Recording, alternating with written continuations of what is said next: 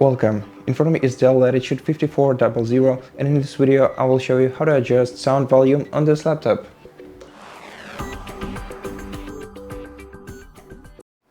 To do this, you can click the three icons on your status bar, then move the bottom slider either to the left to decrease your sound volume or to the right to increase it. Clicking this icon will mute or unmute your system audio. Alternatively, you can use F3 button to increase your sound volume and F2 to decrease it.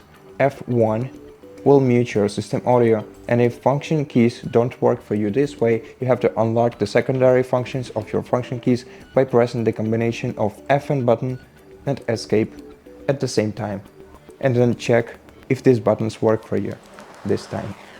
And that's it. Thank you for watching this video. If you liked it, consider subscribing to our channel, leave us a like in the comment below, and I'll see you in the next one.